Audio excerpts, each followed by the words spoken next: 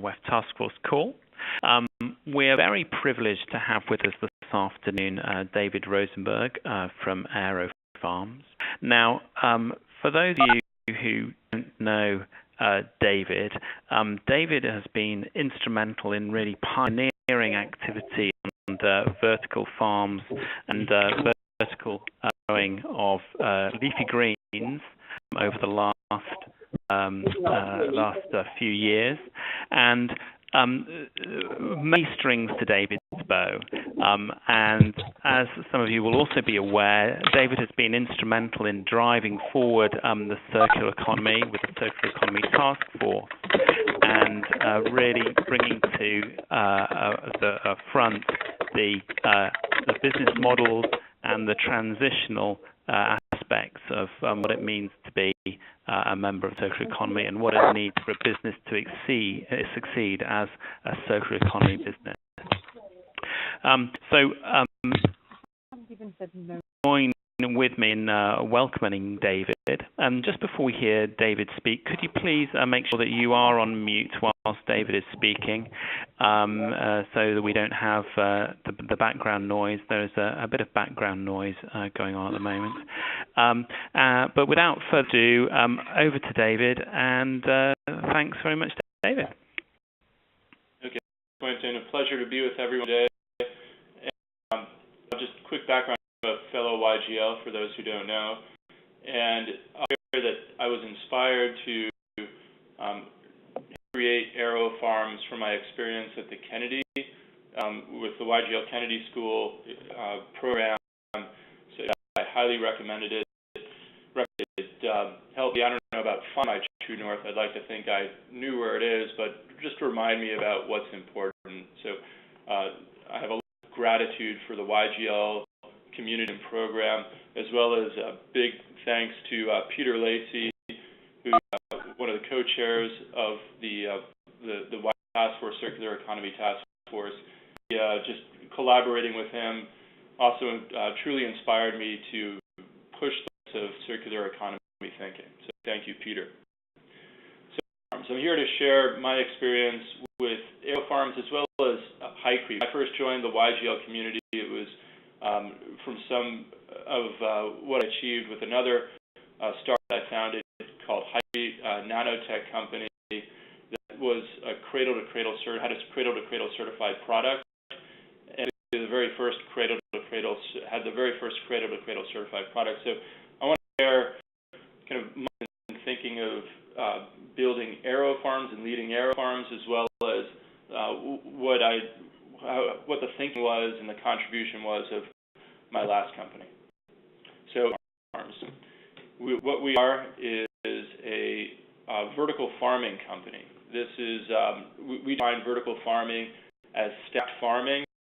So greenhouse on a roof or something, it's literally stacked farming, where our growth mediums are approximately every 3 feet, and the arrow in AeroFarms refers to aeroponics. So the roots want oxygen, the leaves want carbon dioxide, and we really, it's fully controlled agriculture where we manage exactly what the plants want, and we give it to them when they want it.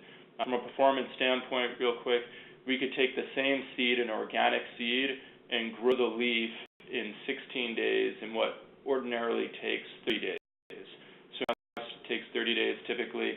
In a field, that seed would take 30 days, and just taking the same seed, we could grow it in 16 days, which means 20 crop turns. In a greenhouse, that's typically 12 crop turns, because it's more controlled in the field. Because of seasonality, it's often 3 crop turns. Our productivity per square foot is 40 times that of a field farmer. To put that in comparison, a greenhouse is typically 6 times of farmers. So it's a lot of productivity per square foot, and you'll see some of the other attributes of what we've been able to accomplish. At a high level, we're able to use 95% less water and grow without pesticides, herbicides, fungicides. We've built 7 farms, and we're building our 8th one. So at AeroFarms, we operate responsible farms throughout the world, enabling local food production at scale to grow incredibly delicious, nutritious, and safe food. I'll share this project that we're building in Newark, New Jersey. It's going to be the largest leafy green growing vertical farm in the world by a factor of 10. Actually, more than 10. We're going to grow micro and baby greens and herbs, think basil. By greens, I mean spinach, kale, arugula, things of that nature. We've grown 233 different types of plants. It's mentioned the productivity. It's going to be FBF certified, which signals a very high standard in food safety. Growing without pesticides, herbicides, fungicides. I'll talk about this more later, but what we do is to pest management, we take away the spectrum of light that the pests use to see. So we come up with innovative ways to avoid harmful chemicals. So the pests can't see, and we don't need to use pesticides to keep them out. We're also converting an old steel factory into a state-of-the-art farm. We're cogen equipment, absorption chillers. I'll go into that more. We're receiving water from our own growing system. We're using light provided by LEDs, light-emitting diodes, to light and control heat and energy use. We're using recycled materials for our growth media, and we're going to be selling product from this large farm starting in December of this year. So this, and I mentioned this, so you can understand how the circular economy thinking has to do with social environment thinking. So Newark is not a great neighborhood. I mean, there's a lot of greatness to the city, but there's also a lot of economic, it's a poor people in the city. The dilapidated steel factory that we acquired, and the whole thing. So it's from this to this, and we're in the process of this renovation.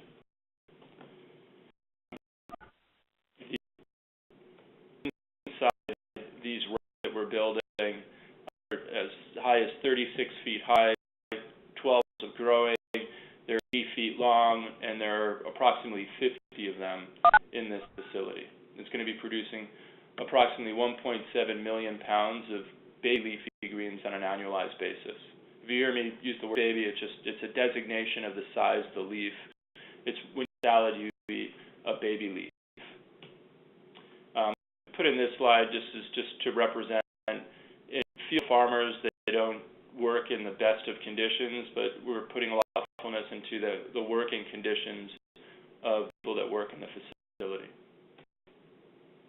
Overview, I'm going to share kind of some of the things that I've obtained from a circular economy standpoint, a deeper overview of AeroFarms and how it fits in a circular economy. I'll talk about my previous company, Hycrete, and then I try to pull it together with some general circular economy thinking that hopefully can be applied to your own journeys.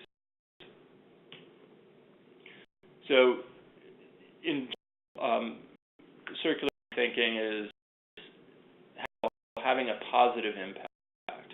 And positive impact, it's meaningful and environmental. Another one that I'll get into that's not listed is economic. So the economy and circular economy is important. When Peter and I formed this task force, the things we were looking at was not sustainability and push sustainability, but how to push, we called it circular economy, or it was coined circular economy thinking, because we wanted to emphasize that it can work in concert with a business model. The fact that economy thinking can be profitable was important to us, and we thought that's just way to scale. So we really meant to emphasize the circular economy thinking, so I'll do so as well in this presentation. But it is having a positive social and environmental impact, on the social side impacting human health, and with a mind of what's the impact on energy, water, soil, materials, pollution, waste. So what I did is I sort of broke this out. You could see how thinking about these things as leading farms helping lead and build AeroFarms. First, on the positive impact side, and take a step back and share kind of how I got to AeroFarms in the first place. So after on the path of selling my previous company, I was trying to figure out what to do next. Great time to go to the Kennedy School, and I've been about water. I'm on the Global Agenda Council of Water Security at the World Economic Forum. If you look at the numbers of where to impact water, in water usage, 70 in the U.S. and this fits globally more or less, about 70% of our fresh water goes to agriculture. About 70% of our freshwater contamination is due to agriculture. So clear that we want to impact water in a meaningful way, focus on agriculture. Looking at this of what trends within the ag community, local food production was a growing trend, and then focused on local food production and understanding where to focus. I look closely at Leafy Greens for reasons I'll show later, and then I believe I'm a technology enthusiast, so looking at ways to create in a more meaningful way through technology and how to use technology to push it faster led me to Leafy Greens and to AeroFarms. Environmental impact side, back to these lenses of looking at a circular economy. On the impact side, there's demand for local food, and why I put that under environmental is people want local produced food because it's fresh. And when you look at the numbers, Leafy Greens have some of the highest rates of spoilage of any category of produce. And it's a product that once you harvest it, you need to keep it in the cold chain. And in a lot of places, it's hard to manage that cold chain. By cold chain, meaning refrigerated trucks to refrigerated areas to hold back locally and then sell product. So I'll try to spoilage. About 50% of what's grown and harvested doesn't get consumed. About 50% of what's seeded doesn't get harvested. About 50% of what's harvested doesn't get consumed. So there's tremendous inefficiencies in the supply chain. Next, fossil fuels the prices are volatile, and I repeat some of the negatives of fossil fuels, but there's a very large embodied energy component in the ag community. Leafy Greens no different, not only from the fertilizers and the energy production and the pesticides and the embodied energy of that, it also includes the embodied energy of moving water around. So, for example, about 25% of California's energy bill is spent moving water around. In California, for example, where 95% of leafy greens in the U.S. are grown, and I was using a lot of U.S. numbers, that's what I'm most familiar with, a lot of it is a significant drought, and this year especially, so it's moving water from one area to these drought areas. Of course, there's energy involved in shipping. Calamities, so extreme weather is more extreme, and some of the worst droughts in history occurred this year, which also impacts pests. It impacts things like bird migration. Birds might fly sooner than they otherwise would, and they poop on fields, and all of a sudden you have risk of contamination. So these of extreme weather come up in lots of different ways that make it harder for farming. Safety outbreaks are occurring more regularly, and leafy greens are one of the highest areas of food contamination. I think Salmonella, E. coli, Era. Also understanding that from a business standpoint, again, the economy and circular economy, that externalities are starting to be factored in, where people are looking at the issues of water pollution, which stems from pesticides and fertilizers, so scarcity, and what if you increase the price of water. And is urbanization. More people are moving to cities, which is away from the farm. So more of that transportation is part of agriculture. So we have a global food crisis. We have a population that's growing to 9 billion by 2050, and a lot of people say there's not enough arable, which is farmland, required to meet the needs of our growing population. So combination of issues around carbon footprint, loss of water, dangerous chemicals that lead to salinization, which is a depletion of arable land, like change, labor in a lot of places is actually increasing, food safety issues, new food paradigm. Just in California this year, there's been a significant water crisis, and here the red this shows where the dark red, this is where 9% of our leafy greens in the U.S. are grown, and there's extreme drought and exceptional drought areas. So a big problem. Moving from environmental impact to social impact.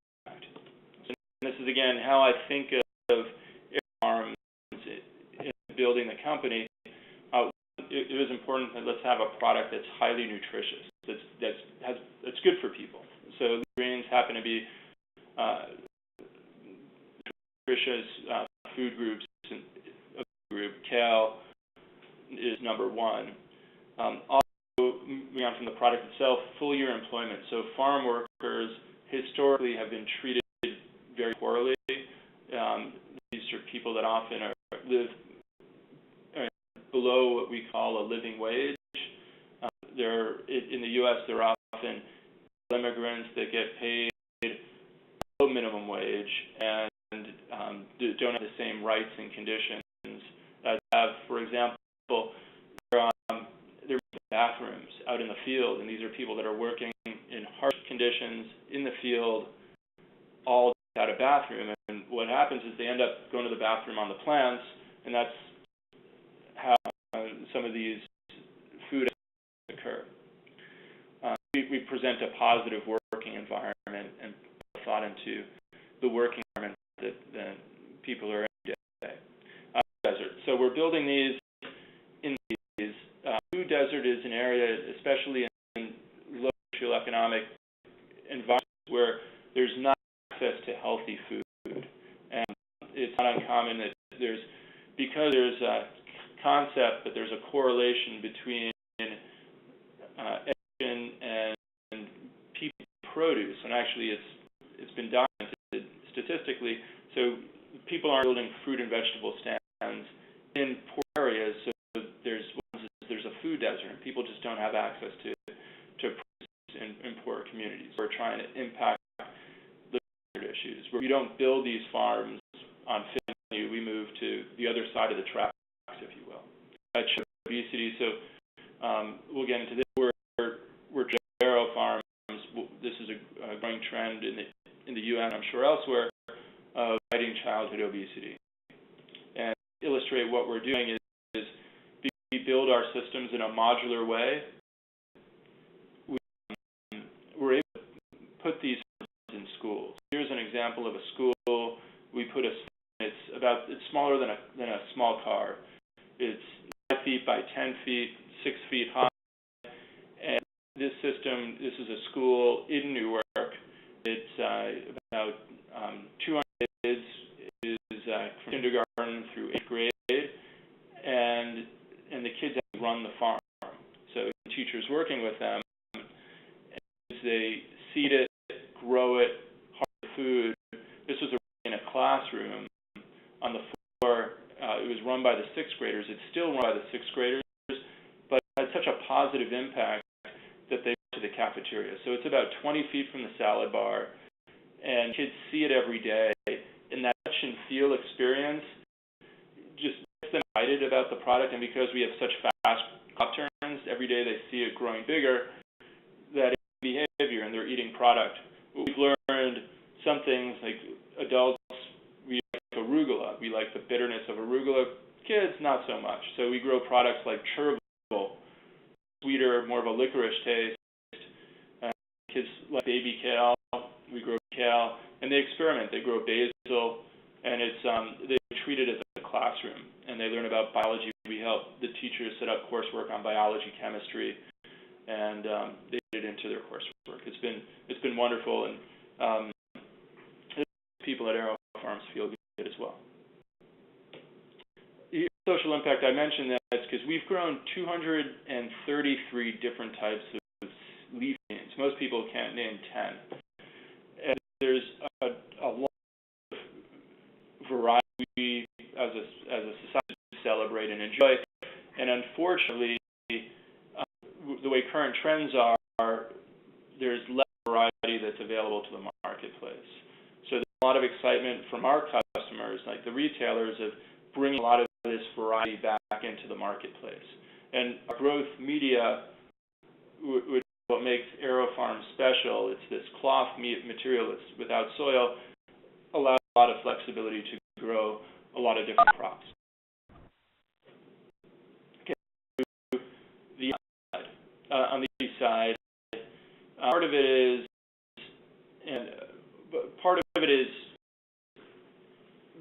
vegetation miles and using less water. So we use water equals energy to a certain extent, and we got on water. But part of it is finding ways to energy. So here, this is an example, a more example of the type of lights we use. So we focus on blue spectrum, red spectrum, because that's what the plants want. They don't want green spectrum or yellow spectrum, and yellow spectrum is really the energy hog of light. So it gives a lot of the radiant heat. So we're able to, with LEDs, we're able to peel off the spectrum that the plants don't want, which significantly reduces our energy load on the plants. Other thing we're doing is we're putting on this in Newark, we're putting in a cogen system, so it takes natural gas and converts it to electricity. The footprint of natural gas is significantly better than carbon. It's not renewable energy, which is our goal, but it's a good step in the right direction. We're also installing absorption chillers that take the waste heat off the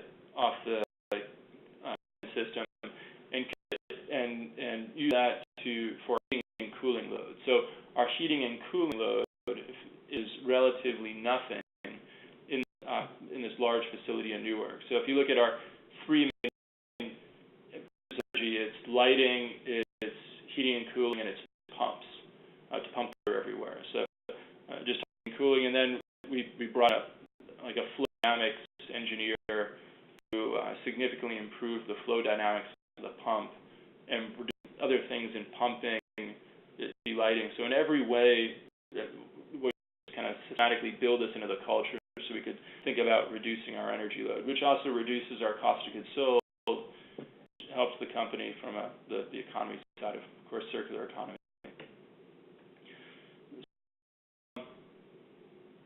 The also shows solar. So we're right now we have a project that we break ground in Q2, Q3 of 2015 that will be the largest rooftop solar project in the world. 2 million square feet of rooftop solar that would power up a farm. So the farm would be 100% renewable energy, and that's in New Jersey. And that's the goal. That's the direction we're pushing the company. So here we use our systems use 95% less water than conventional agriculture. At the bottom, it's what's called a reservoir, and it just pumps into the areas that spray the roots. So the roots get our misted nutrition. So hydroponics, a lot of people have probably heard of hydroponics. The roots they sit in water constantly, and then you have to oxygenate the water. Our roots dangle in the air, and then we miss nutrition. And whatever the roots don't want is captured and reused again and again and again. And this is something new we just installed a few weeks ago. Is we have that because the load from the LEDs, we take off a lot of the heat, but there's still so many of them because we're growing in a small area. You have so many lights that there is a heat load.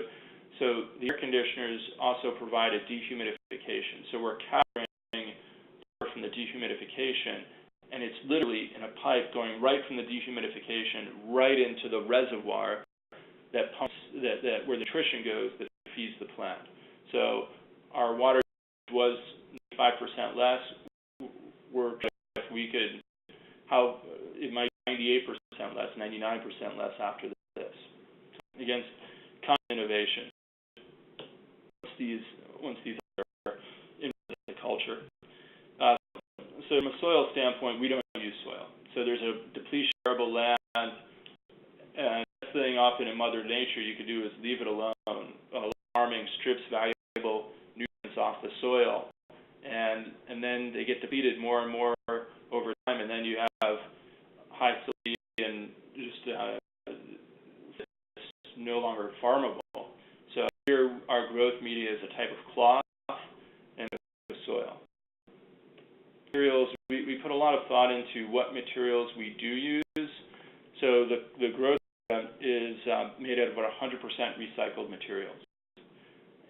And then we do things like right now we're working, I'm not sure if they're ultimately going to get it, but we're working with the National Institute of the Blind. There's some sewing involved in our cloth, the sewing.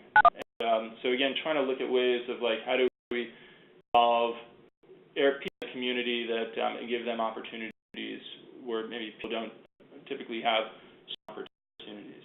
And we're applying the same methodology, looking at all the materials used, not just from a food safety standpoint, but from a recyclability standpoint. This goes over a lot into packaging as well. We're right now trying to innovate in a package that's more of leaves are sold in a plastic clamshell, and we found thin film is typically not recyclable. We found one that is recyclable. So putting a thin film plastic in sort of a carton box that should have more higher recyclability properties, but still playing around with that. So I mentioned 70% of water is polluted from pesticides, herbicides, fungicides, fertilizers. So no runoff. Everything's self-contained. There's no pesticides, herbicides, fungicides. There's maybe a charge once a year of our water, and the effluence there is extremely safe. It's so safe it could be flushed in the toilet, and there's very little pollution. The embodied energy and pollution of our materials, and that's something we manage through the supply chain. And then the piece I mentioned earlier, but the fertilizers, we do use synthetic fertilizers. It's mostly like crushed rock, and we made the decision here, and this is something we've done now and then. The organic seed, not GMO seed, the fertilizers, we don't want to compromise on food safety.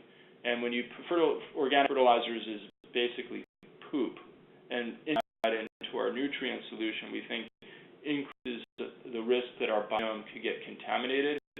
So with the method of not compromising on the food safety standpoint, we decided to work with synthetic fertilizers. Also, the economics of shipping fertilizer is one of the key drivers of fertilizer. And when you have fertilizer, it's mostly at the field. We're not close to the field, so you have to dry it out, then you have to ship it. So it's not clear that it's from an energy standpoint as the food safety. We decided to go with synthetics right now. This is a fun one because right now our waste is stems and roots, and we're looking at there's a lot of energy in our stems and roots, and so the low value thing with those roots and stems is to put it to compost, which is what we're doing now. We're looking for high value add uses of our waste stream. So we actually, through a dose connection, we're working with a firm that is a specialist in vitamin supplements.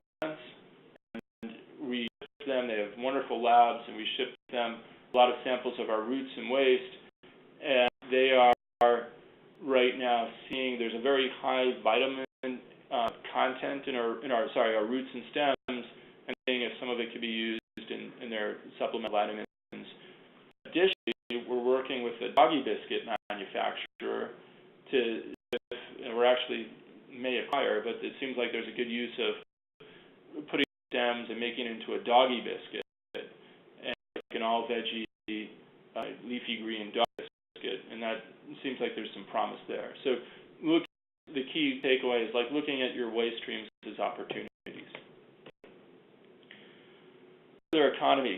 So, like I said, this task force was built on the premise that like the business side of sustainability, focusing on the business side. So it's not just good building businesses that aren't just good and business models that aren't just good for the environment and society, but also shareholders, which allows it to scale. So I touched on this earlier, but the reason why I decided on Leafy Greens was because of the opportunity. There's in food safety, a highly perishable product. There's the possibility for high crop turns, so to give year-round fresh product, and increase improve the cost position for high yields with high yields. Product is sold for a price per pound, so that offers flexibility. When in a business, when you're still trying to figure out what your cost structure is when you have a high price that you could sell at, which could absorb some of the variability of a young business product, and there's a lot of opportunities to be distinctive. What also became apparent was what we do at AeroFarms is we're about local food production, and that is intermediating the supply chain and enabling capacity locally. So we partner with supermarkets, we sell product, and that really disintermediates the supply chain. So from the field to distribution to us to distributor, we work within the local distribution chain, but we really disintermediate the full distribution chain from farm to city.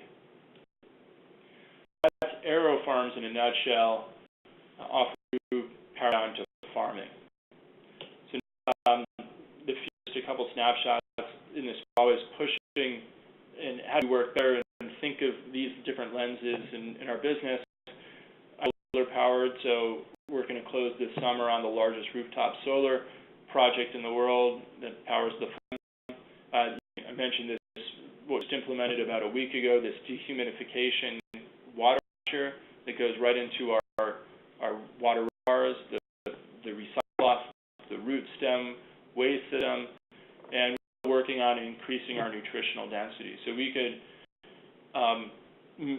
there's a growing category of functional foods where people want, if you ever get a drink and it's a high antioxidant drink, in the same way we can stress a plant in a certain way and make it, stress it so it gets defensive and produces antioxidants, and then you have antioxidant kale or arugula, what it is.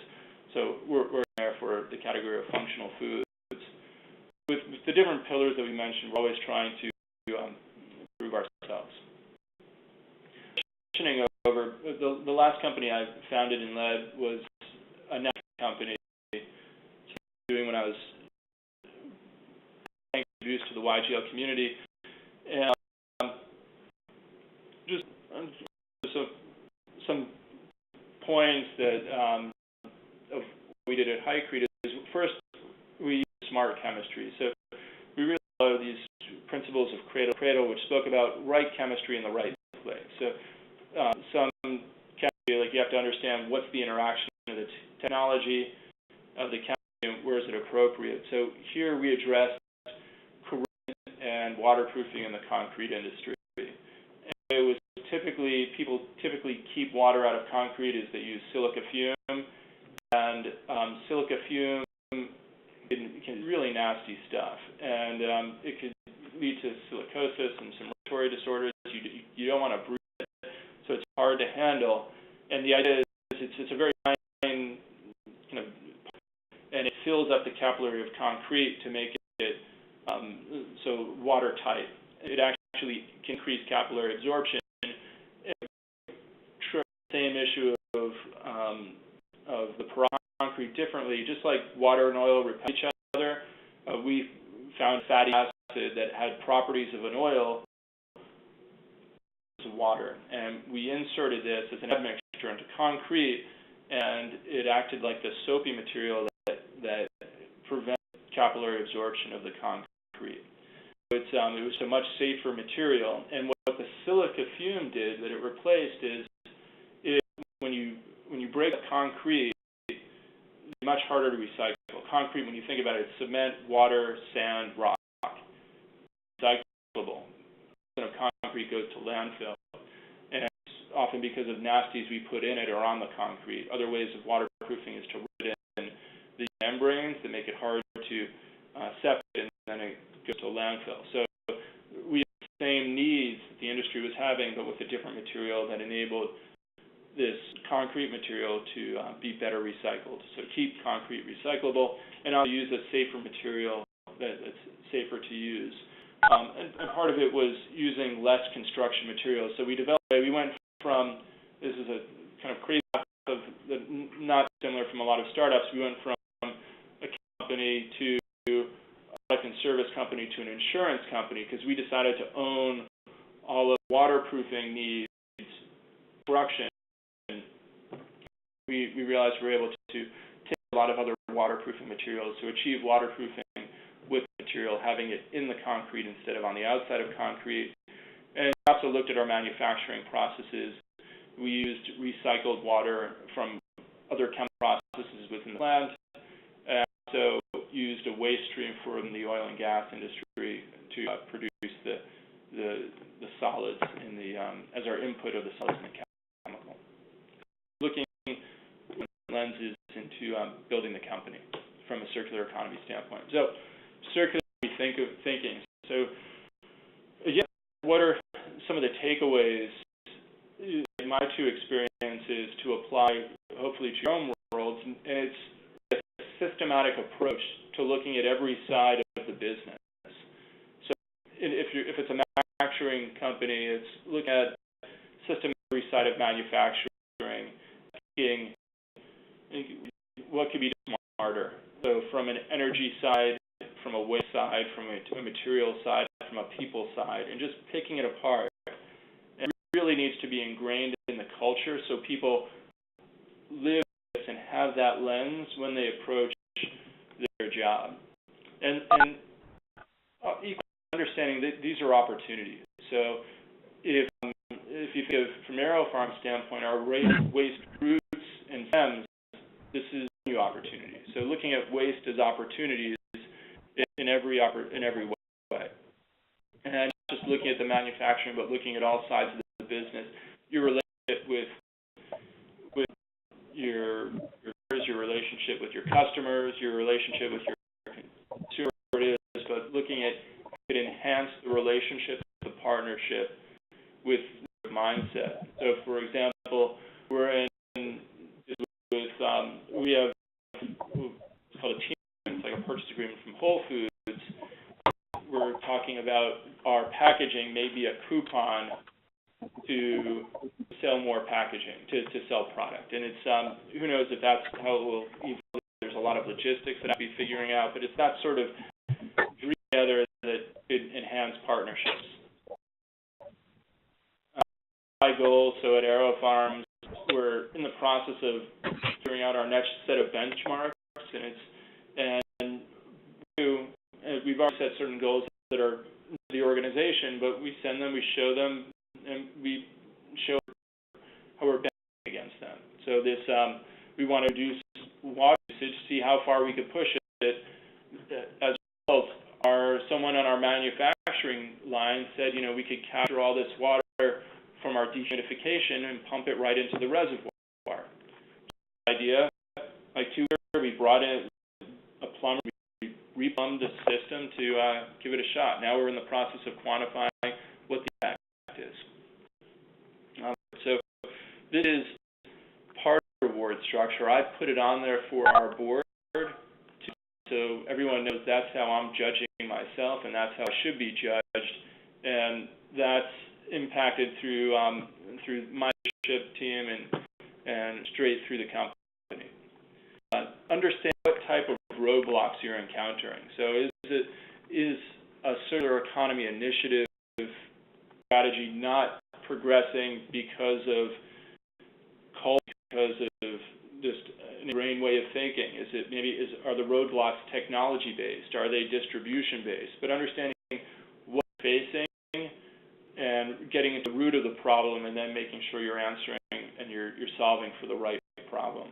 And you see people, it sounds easy, but that's where I see a lot of people kind of getting through the roadblocks because they haven't really addressed what the root cause of the problem is. Finance, because a lot of this you're doing in AeroFarms, there's a capital intensity of what we're doing, and retooling manufacturing, there's just a capital intensity to this that may not be as short-term attractive. But I've learned, I feel more, I was joking with Peter a month ago, I feel more like a structured finance person trying to be a farmer, and I feel more like a banker or a structured finance guy, because I have had to find ways of financing farms. So we were fortunate for this big project in Newark. We have great partners. Goldman Sachs is a partner, Prudential is a partner, in some significant financing, and we had to piece it together, get purchase agreements from who's this other retailer, Kings,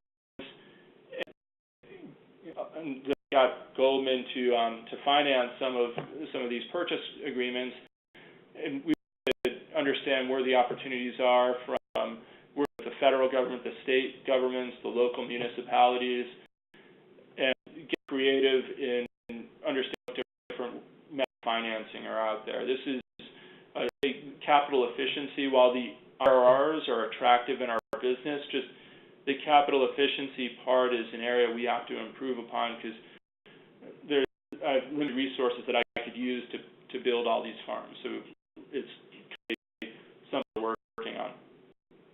And lastly, it's amazing when this is embedded in one's thinking, one's culture, the opportunities are all around. So it's just being them and having that open-minded lens of looking at the world.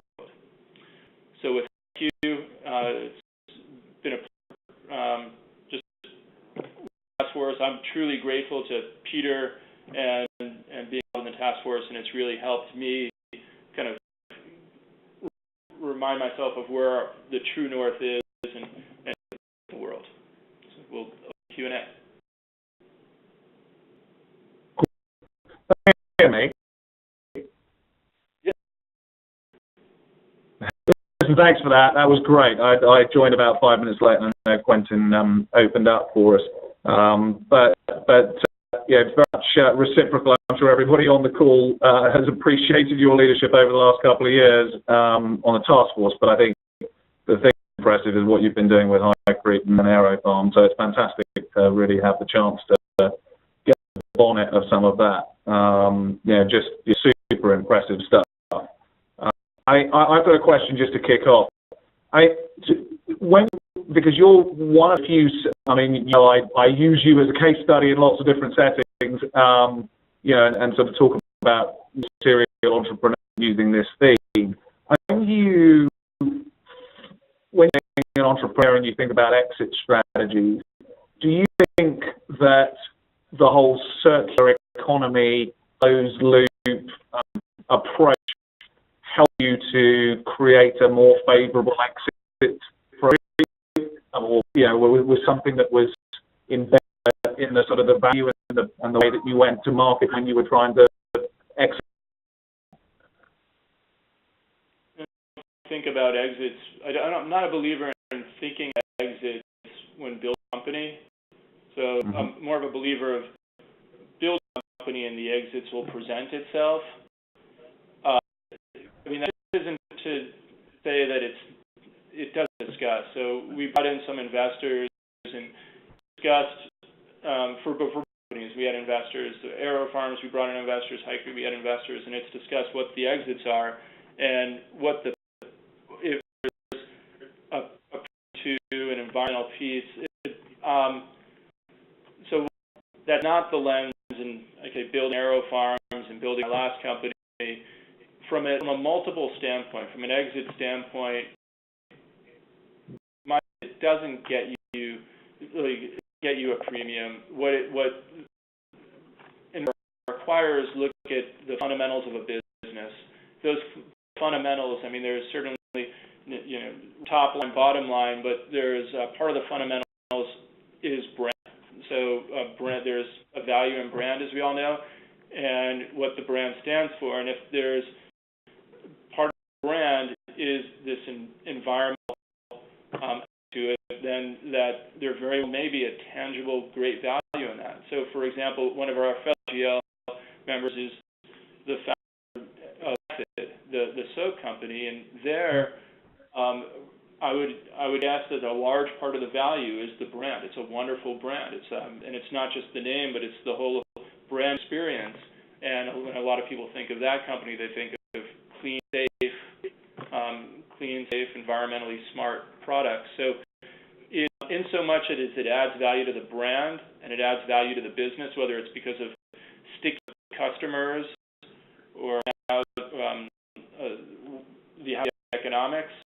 So, it impacts the value of the overall business. It may to an impact in pricing. Otherwise, I'd say it's really just about the fundamentals of the business.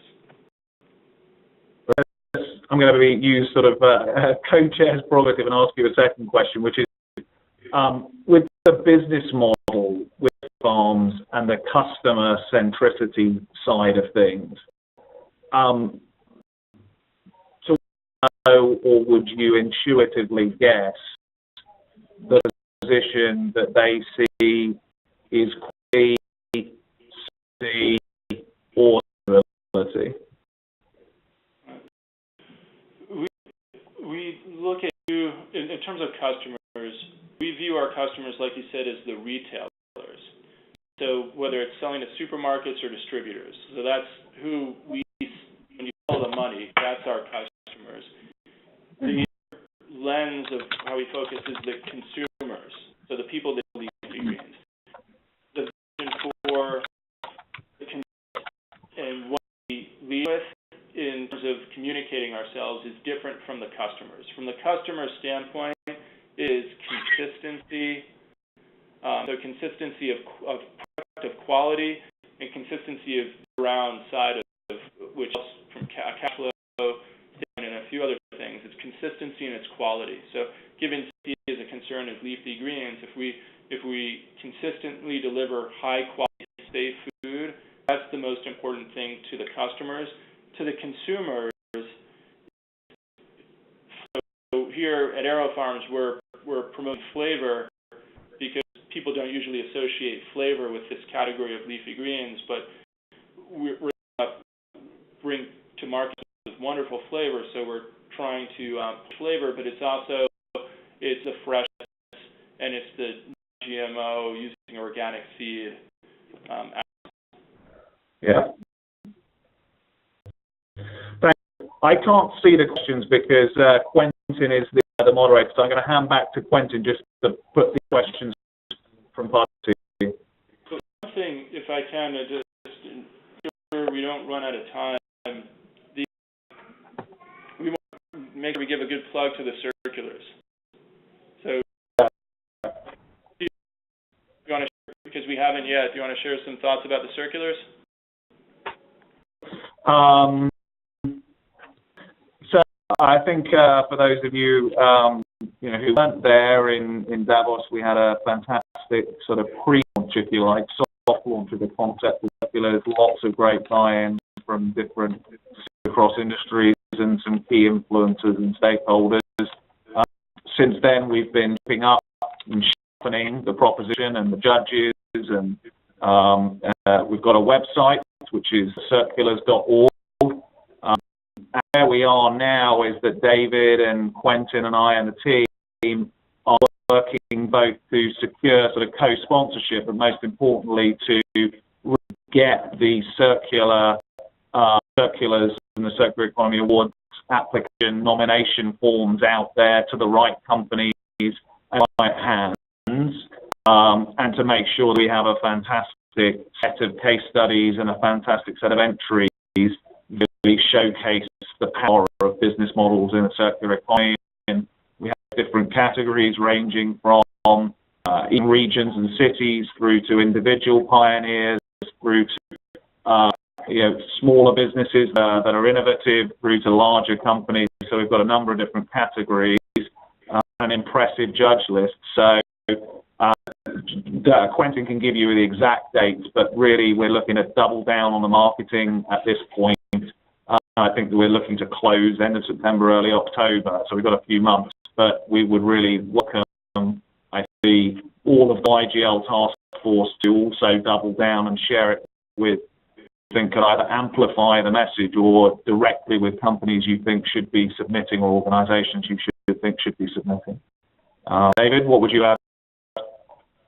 The website is circulars.org, I believe, and more there. And yes, please help spread the word. It's going to be fantastic. This is really a great way to showcase leaders in different categories. We're going to hopefully help raise the bar and inspire us to follow suit. Hopefully we'll have some cool superstars there to do the presentations at the gala dinner in Davos as well, for those of you who happen to be around.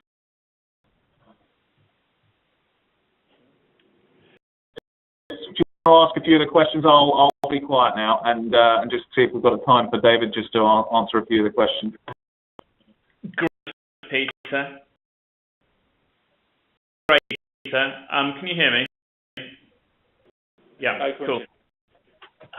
So really so thanks for the plug of the circulars. Obviously for the companies that you're involved with, perhaps companies that are also in your network and, clients of yours, really encourage you to spread the word. So thanks for that plug. Now, on to the questions. And one question which has kind of come through from a couple of the attendees has been kind of the farm counterintuitive. We've got a business here which is probably incurring high startup costs because it's on city centre real estate, HVAC, electricity, and compared to traditional farming methods, it sounds more expensive for the capital argument. And in terms of life cycle and environmental impact, what life cycle difference between a leafy green grown in a field and a leafy green grown in an AeroFarms farm? Economy and circular economy. I didn't talk about shame on me, but it's actually the sell product the same price as the field farmer. We're still in the category of organics, and actually one of the retailers is branded as Beyond Organics because it's not pesticides, herbicides, fungicides, but it's zero pesticides, herbicides, fungicides. Nonetheless, we're sold in that same category, and in that category, we sell to the retailers, being the supermarkets, for the same price they buy from the field farmers. And we're able to be cost competitive. I mean, some areas our costs are higher, some areas are low. It's sad, even though we use a fraction of the water, that's like the equivalent of 1 cent of the cost of goods sold because water is greatly subsidized.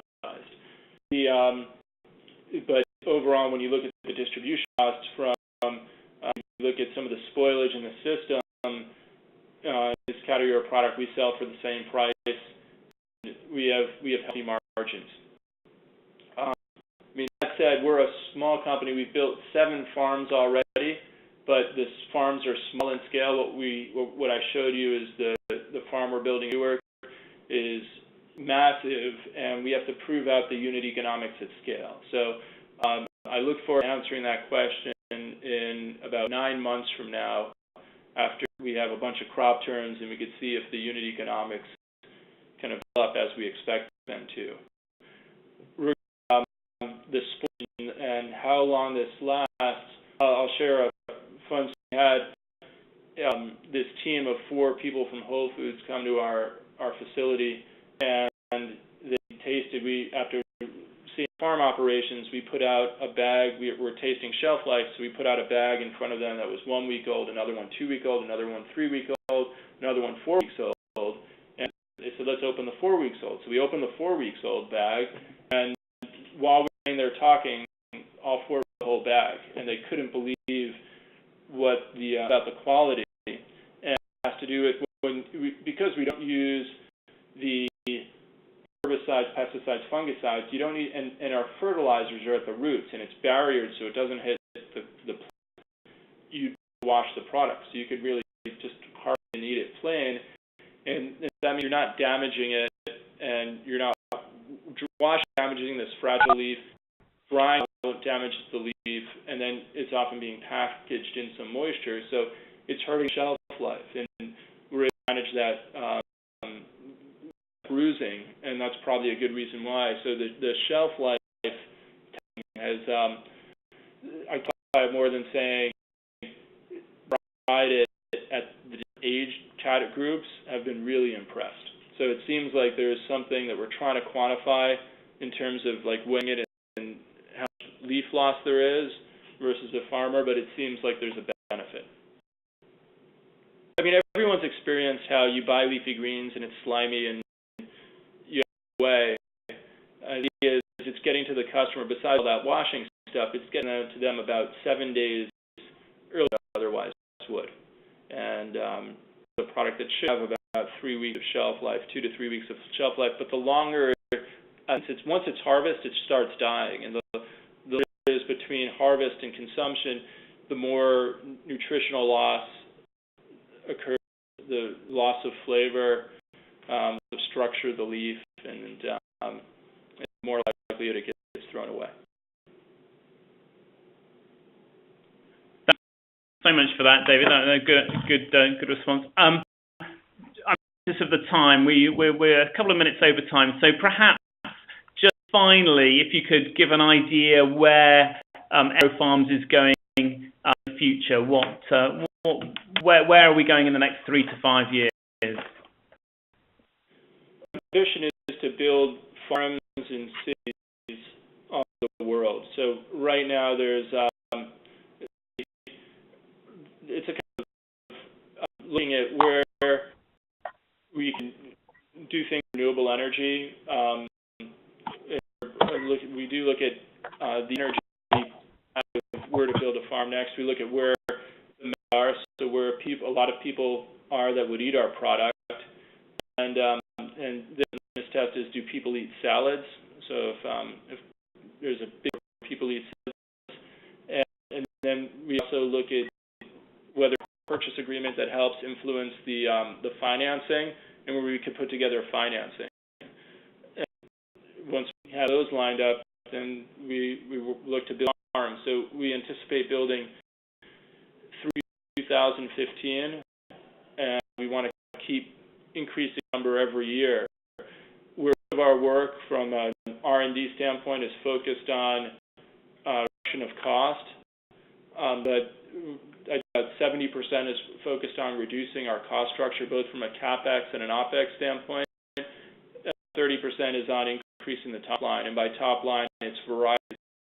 And for right now, the next 2 years, it's mostly leafy greens, but we're going to start looking at other products, berries, tubulars, and so forth.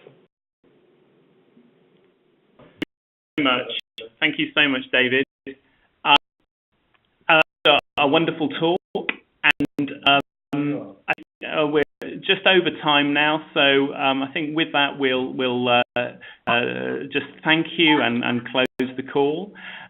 We've got an exciting program of sessions lined up for the next few months, so please look out for the next speaker series which come through, and we look forward to having you all on the call for the next economy innovation session. Thank you much indeed. Bye-bye. Thanks, Quentin. Thanks, Peter. Thanks, Quentin. Bye. Cheers.